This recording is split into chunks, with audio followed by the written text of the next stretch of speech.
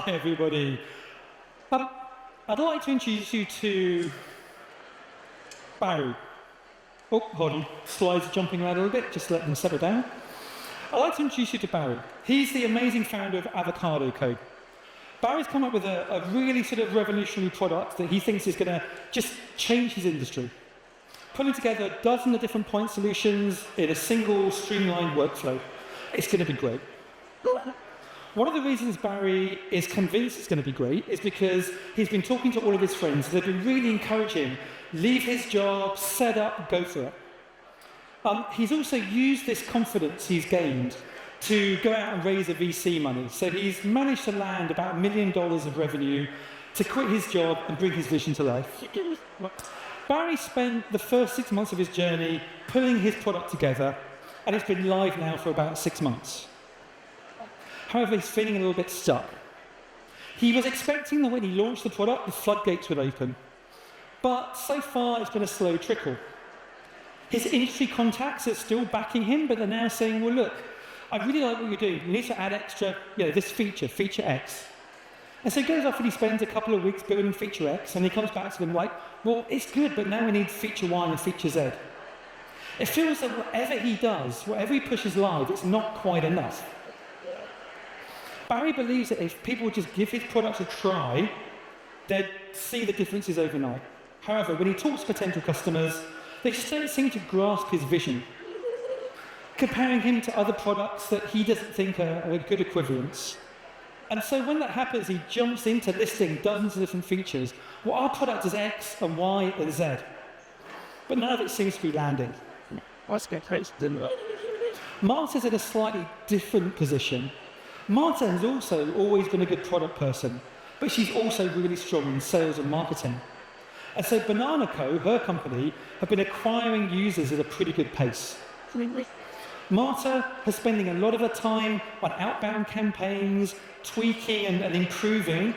She's managed to get her email response rate up from 1.5% to 5%, and every time she does a tweak, it's growing and improving. This is leading her to like 3 or 4 demos a day.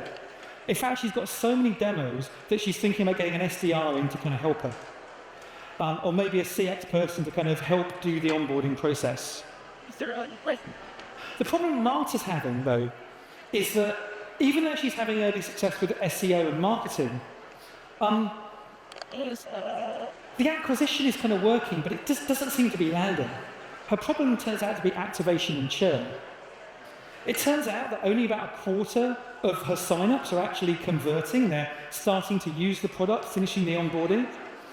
And only 5% are still active in 30 days. And people are churning pretty quickly. They're churning kind of 15% a month. In fact, at that rate, she'll lose half of all of her customers for a year after 12 months' time. So again, something's not landing for her customers and she can't figure out what. She's tried to play around with onboarding improvements. She's sort of tweaking the onboarding process. She's sort of installed a little kind of tour. So when you join the product and you kind of go on board, there's a little kind of tour that points out all of the features. But it's just not really having an effect. As such, she's sort of worried that she's not got the traction she needs to kind of make it to the next round. While these 2 stories are fictionalized, they're very sort of similar to the kind of stuff I deal with every single day. They're the challenges that I see with a lot of the people I support. So hello Bucharest, a little bit of an introduction. So my name's Andy, and I'm a designer and product leader turned investor, advisor and coach. I work for Seedcamp, one of the top 3 kind of VC funds in Europe in the seed and pre-seed stage. And I come across people like Marta and Barry all the time. My role, both in Seedcamp and also privately, is to help finders figure out their go-to-market strategy, to find the early clients, and to iterate their way towards product market fit. As we all know, as I'm sure you all know, product market fit is effectively the point at which you've hit upon the version of your product which solves a clear and meaningful problem and which is sort of starting to deliver really tangible results for your users. And at the same time, it's the point where your market starts to respond. They start to realize that there's value locked in your product. They've tried to figure out how to connect that value and deliver it to their organization, and it's done in a language that they sort of understand and resonates. They're finally getting what it is that your product does and why they should care. Okay. Now, in order to reach product market fit, you first need to convince people to try your product. I think a lot of founders, they have this idea that the features that they've built will be immediately obvious. But unless you become a user, you don't get to experience those features, you don't get to experience the value. So when they kind of approach your product, the framing of how you talk about your product really matters. This is the idea of language market fit. Picking the language that your users really immediately identify with in order to understand the value you deliver. Because unless you can position your product properly, you're not going to attract the right users to sign up, they're not going to experience that value, they're not going to stick around. So in these examples, this is exactly the problem that Barry is facing. He has a market-related problem. So far, he's been unable to find enough of the right type of customers willing to give his product a try. There was something in the way he's been positioning it, something in the way he's been talking about it, that just wasn't landing. And he wasn't doing enough high-quality sales and marketing to get enough people into the platform to give the product a try, to kick the tires. So it's possible that Barry might have had the best product out there, but he just couldn't convince enough users to get in and give it a go. Marta, on the other hand, has sort of cracked that problem. She's getting the positioning right. Actually, she's got a lot of people coming in and using the product. But when they're there, they're just not sticking around. The product wasn't delivering the value early enough and regularly enough. It was sort of not getting embedded in people's workflow, at least not deep enough, and it wasn't clearly delivering enough value on a regular basis. As a result, over half of our customers were churning. This is the nature of early stage startups. Early stage anything really. Early stage growth almost always sort of follows a sort of S-curve. Your early efforts to figure out product market fit take time. Not every company gets there. However, once you've sort of landed the perfect formula, things start to pick up. And that's where the growth inflection comes in, and you can start raising more money, driving more traffic. And then obviously at the end, things sort of taper out again. And typically what you find is startup growth is a series of S-curves layered on top of each other. In the startup world, we often call this early stage the 0 to 1 stage. Now,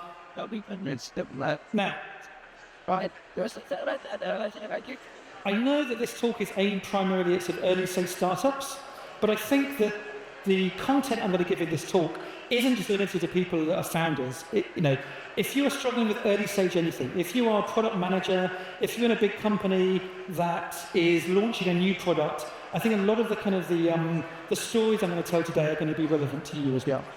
Now, I think the main difference between regular companies and startups is the speed at which they travel and their capacity to take advantage of this inflection point as quickly as possible due to access and capital. One of the main problems I see is that the vast majority of advice out there for growth is really aimed at kind of companies that have already found product market fit. These are companies that can afford to hire amazing growth teams, that can afford a dedicated kind of growth PM or growth marketer, that can build out a specialized growth function. These are also companies that have got good enough products, that have found that product market fit, so they can lean into kind of product-led growth strategies. However, it's really hard to have product drive your growth if the product isn't there yet. And if you don't have enough users to kind of kick the tires and test things out.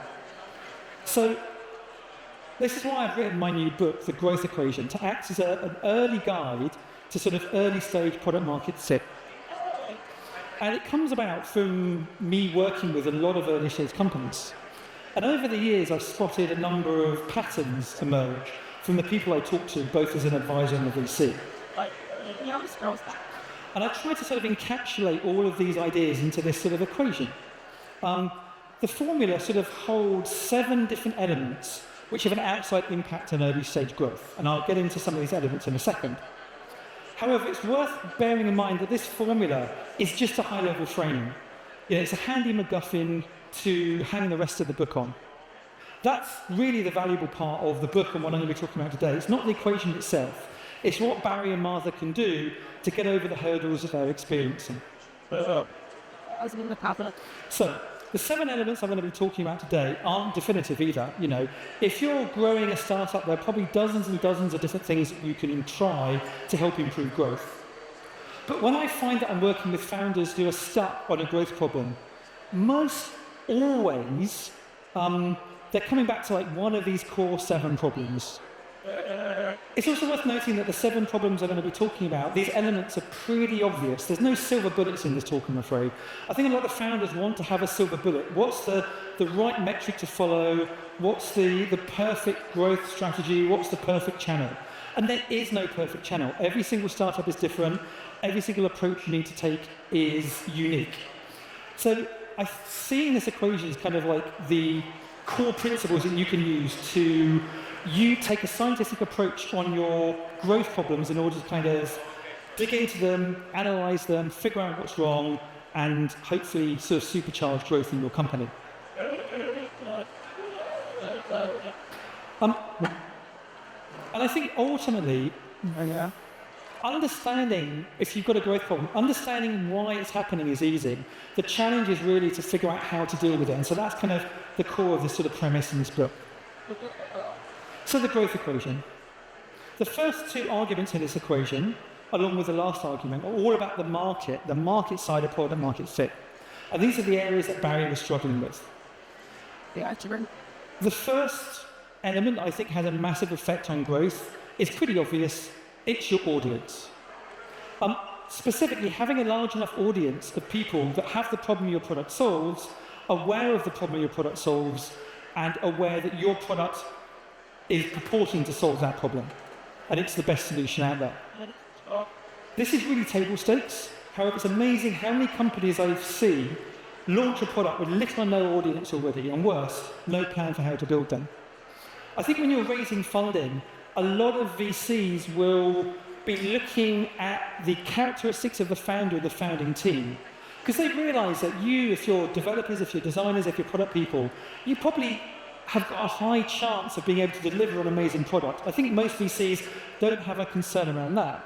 What they have a concern around is whether you have the skills in-house to actually connect that product with the right people, to build that audience. So do you already have an audience of followers? Do you already have a big profile on social media? Do you already have a network of people that you can tap up? Do you come from that world? These are kind of some of the big things that we sort of look for in founders. Obviously, having a big enough audience is one thing, but you need to build motivation. We're kind of generally sort of quite comfortable, they're satisficers. We'll stick with a product. If it's not the best product out there, it doesn't matter, because it fits in our world, we're comfortable with it. In order to get people to switch from their comfortable sort of cozy habits, satisficing, in order to give you a new product to try, there has to be a big level of motivation. They have to really feel that it's worth taking that risk to move into trying something new.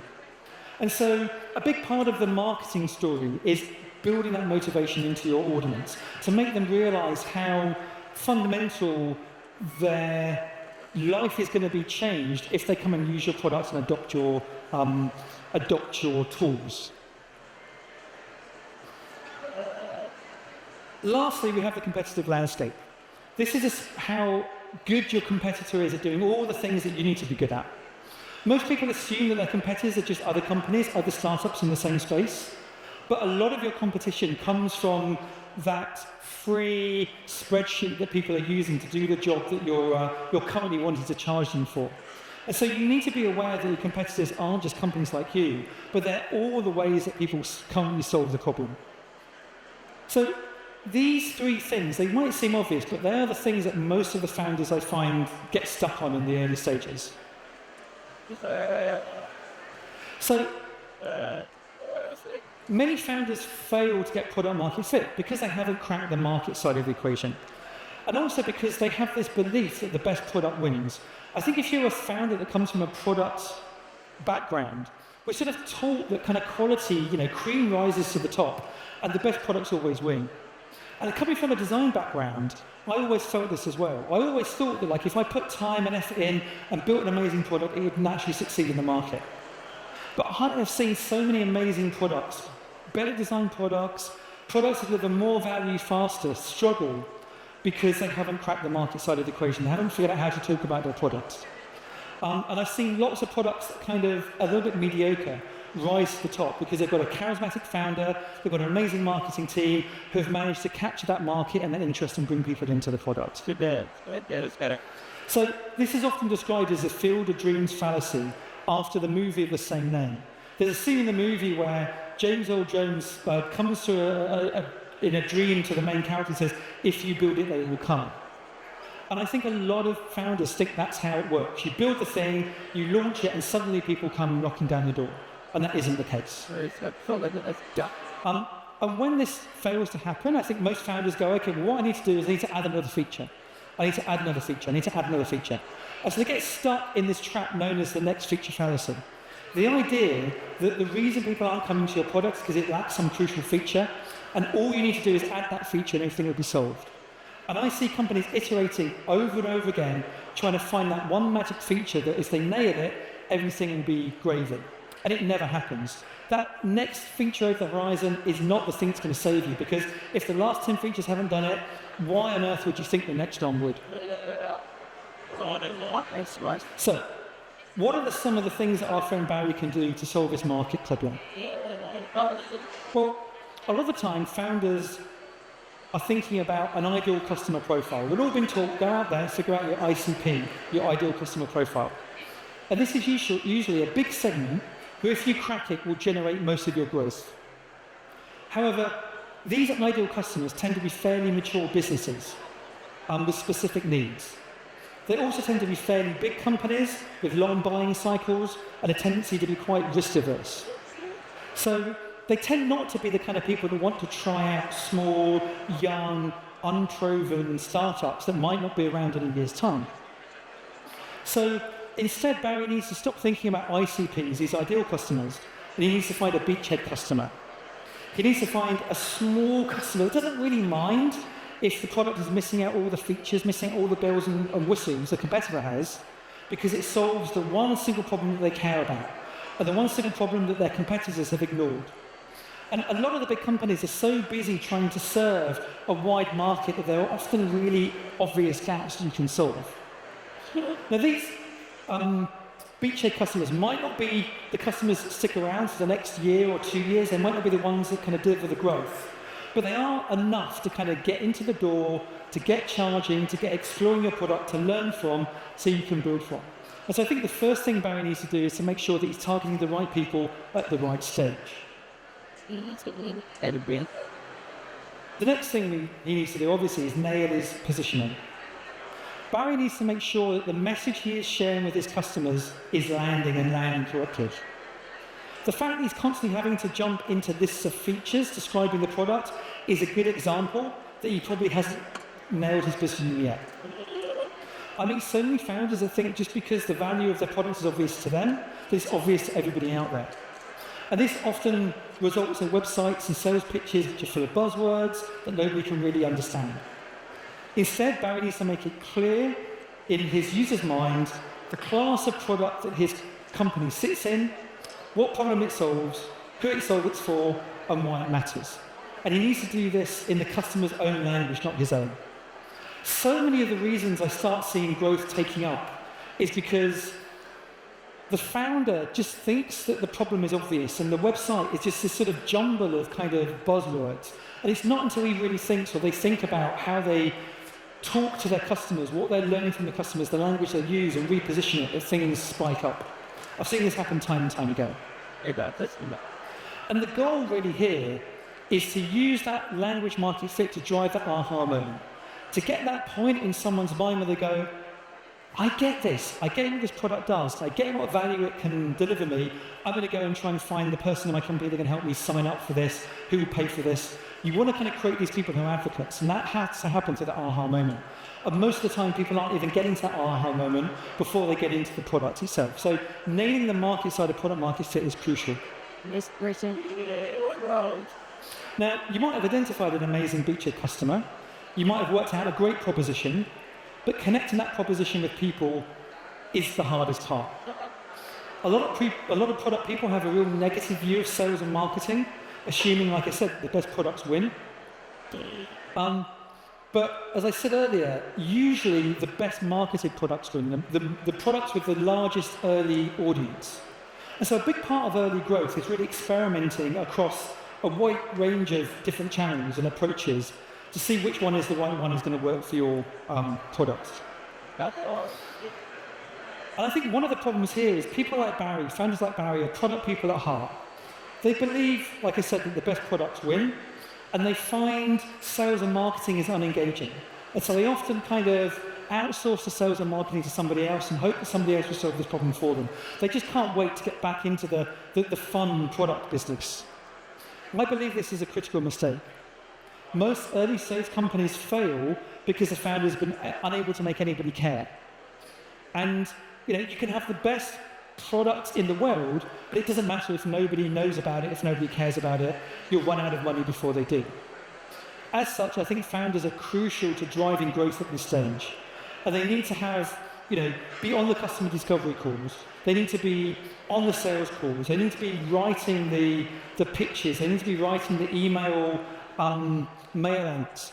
A classic example is Des Trainer from Intercom. For the first month of working at Intercom, every day, Des, who was a co-founder, was writing 100 emails to customers. Every email was different, every interaction was different, but he learned so much from that process that he was able to kind of then build a system that was allowing to automate sales and marketing. But you're not going to be able to do that if you're not at the front line. So let's say that Barry kind of nails this process. He's got lots of users coming in like Marta. You've got a steady stream of customers signing up. How many of those people are going to make it through your sign-up process? And how many of them are going to come back on day 2, on day 3, or day 4? Founders are often surprised that it's only a few % of the people who signed up actually come back a second day, a third day, a fourth day. So coming back to the growth equation, the first element of your product's ability to deliver is value. Your ability to deliver value over time. I meet so many products where the value, once you sign up, isn't obvious. You get there, you land on a landing page, and you're left all on your own. You can't figure out where the value is, how to get it.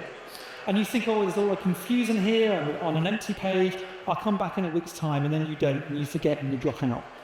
So a big part of early stage success is time to value. Delivering value quickly to get people to that sort of aha moment, and then to continually delivering value over time.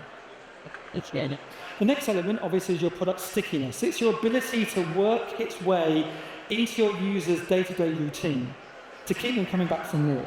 And I think a lot of people just assume that this happens naturally, but we're all creatures of habit. We're all, when a busy deadline comes, we're much more likely to go back to what we knew, the proven track record, than we are to kind of go back to this new shiny product that we're using. And so a big part of your design team's job is to kind of create this stickiness, to create this sort of behavior change. And as we know, switching products is a pain. And so a big part of the reason why people stick around to experience that product is they're highly motivated. They've been taught that there's going to be a massive amount of value in the product, and they're going to stick around because they want to extract that value. And I think one thing that saps motivation more than anything else is friction. I see so many products that are full of friction.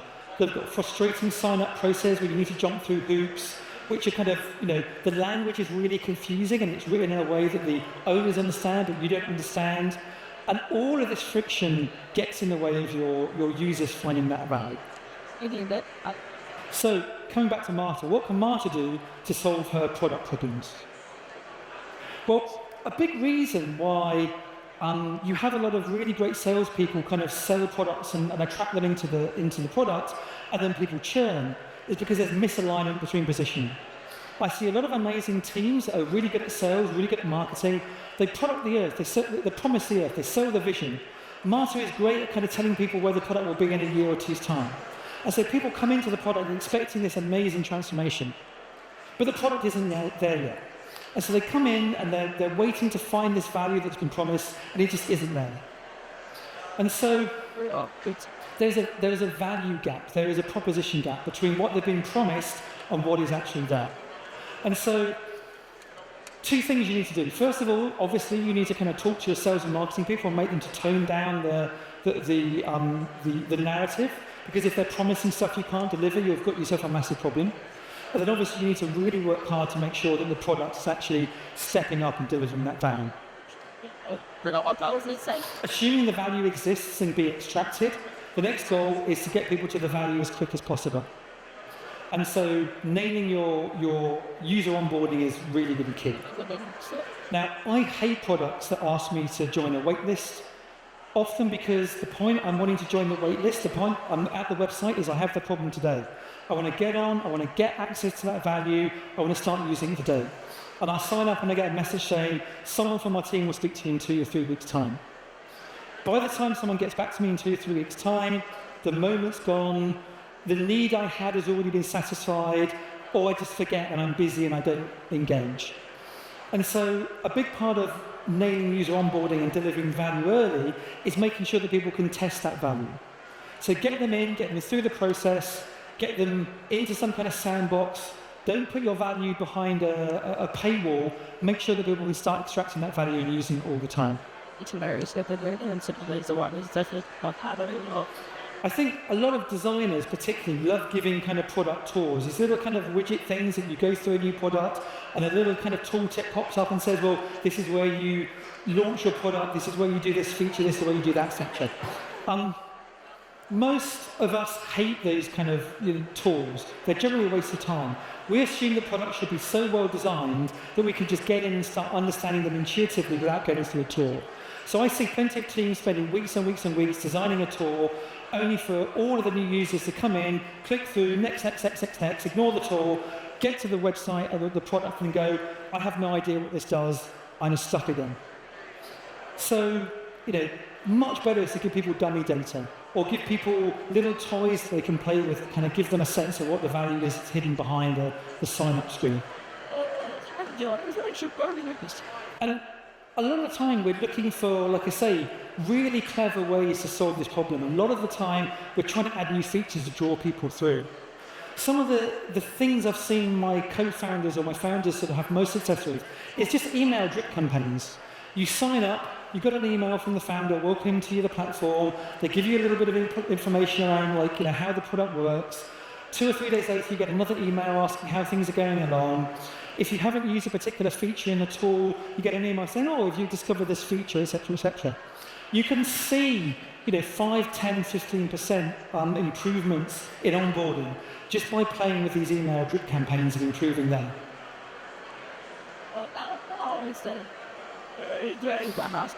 And like I say, the reason a lot of people drop out of these onboarding flows is because friction. Because your marketing person said, oh, we need a whole bunch of demographic information. And so you ask a bunch of questions. You decided that you want people to kind of, not use single sign-on, but use a unique password and username. And they get frustrated picking that. You promise to send them an email once they've logged in to kind of confirm their identity. And the email comes, rather than in 2 seconds, it comes in 2 minutes or 2 hours. There are all these pieces of friction along the way, which most founders don't realize are there, because most founders are not signing up, most founders are not using their product. And so just removing these little friction points can have an amazing effect on completion, conversion, and uptake. And often the solution is really simple. Often the solution is running usability tests to identify the pain points, to get your designer to talk to customers, to watch them onboarding, to do live onboarding flows, and just literally play out the pain points that people are using and remove them one by one. Each little pain point you remove might only improve things by 1 or 2%. But if you do a dozen different improvements over the course of a week, you're going to suddenly find that these improvements stack up. And so not every solution is let's build a new big feature, let's build a new big function, but to constantly be advocating for the removal of friction. Similarly, one of the big reasons people stop using products is because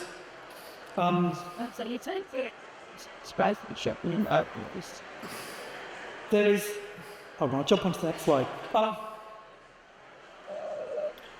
I'm a big fan of kind of product-led growth, and I think baking daily use into people's behaviour is a big part of getting over that kind of friction, that hurdle, creating motivation, getting people to value quickly.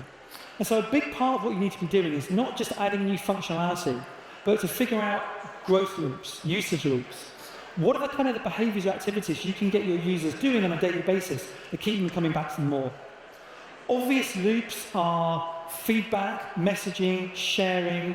A lot of the kind of the really, really popular tools like Figma, have become so popular, not just because they're used by designers, but designers will ask for feedback from the product managers, they'll ask for feedback from their engineering peers. Suddenly, you've not got one user now, you've got 5, 6, 7, 8, 9 users getting value.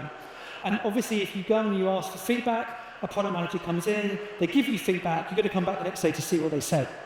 And so a big part of this kind of like user-led, product-led growth is identifying these usage loops, baking them into your product workflow to make people come back for more. Because if they keep coming back time and time and time and again, your product becomes a place where they do the work rather than where they were before. Yeah.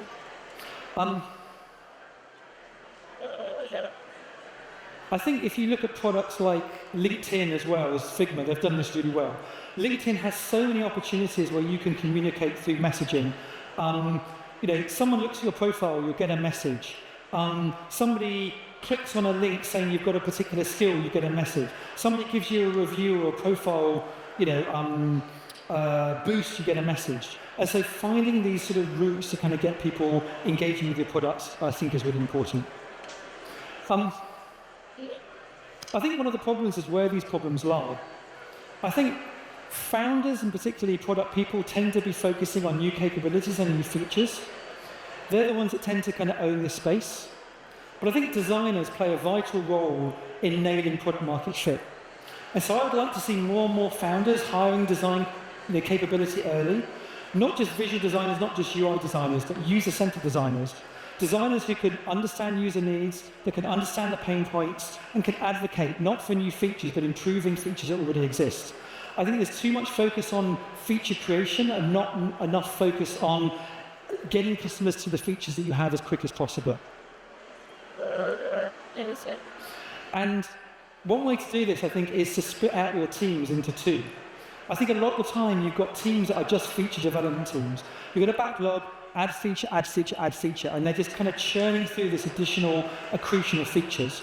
And they don't have time to fix all these obvious problems. They don't have time to fix the friction problems. They don't have time to fix the onboarding problems, because these are not features that add value to your product, but they are features or they are functions that get in the way of users extracting that value. And so having two separate teams, a feature team and a growth team, I think is really important. And I think most companies at the stage of like 7, 8, 9, 10 people can have different groups of people working on different focuses. So, this brings me almost finally to the idea of product-led growth, which I've mentioned before. And product-led growth is the K in the growth equation. It's sometimes known as virality or the K factor. And this is your product's natural ability to attract new users just with the dint of use. Companies like Dropbox, Zoom and Calendly or Loom are all great at doing this. Just by using a Loom video, you naturally share that video with 10, 20, 30 people and they discover your product. Just by signing up for Calendly and sending a Calendly link, you expose the value of your product to dozens and dozens of other people. And so a big part of product-led growth is finding these points where you can bring not only usage loops, but growth loops into your product. I think a lot of the best tools that we see out there over the last 10 years or so have really led heavily into product-led growth. However, I think one of the problems with product-led growth is that product-led growth only works if you found product market fit. If you have users already that are coming and getting value out of your product every single day, if the product is good, then they're going to want to share it with their other friends and colleagues. But if you haven't figured that out yet, then you're not going to get any value out of product-led growth. And so I think a lot of people, they just default to product-led growth as the way that all growth is going to come. They launch an amazing product and then it just doesn't happen. And it takes a while to kind of realize that actually you need to start kickstarting that. So even the most viral products out there need that kind of early kickstart of users. And that typically has to come from founder-led sales and marketing. As I said earlier, most founders hate the idea of doing sales and marketing. But you're not going to get the users into your product to learn from what they're going to do. You're not going to get the users into your product that are going to advocate to bring other users in unless you do this. And so I think the most important thing a founder can do can be out there leaning into product-led growth and founder-led growth, even if it's not something they're really comfortable with. Because what I tend to find is that people kind of have this mentality, they launch, they hope something will work out, and then profit will ensue. I think it's important to kind of like fill that middle ground. You can't just launch and hope for profit. You have to have a really strong go-to-market strategy. You really have to use that to iterate towards product market fit. And so that's what the growth equation is all about. It's 7 key factors which I found have had a massive effect on the companies that I've supported. Having a large enough and highly motivated enough audience made up of the right people. Having a product which delivers a high amount of value over time consistently. Having a product that is sticky enough to kind of keep people on the site until they kind of build new behaviors and usage habits. And having the virality baked into your product that allows those users to attract new users. And obviously, on the negative side of things, not having so much friction in your system that blocks users from getting that value, and not having competition that is so much more successful at these acts that they're drawing all your customers away. And I think, like I said, the equation itself is a bit of a MacGuffin, a way of sort of framing your product growth story. But if you can nail these things right, then you'll be well on your way to kind of $0 to $1 million in revenue. And so that's what the book's all about, and I encourage you to go and check it out, and it will be in good bookshops in about 2 weeks' time. Thank you.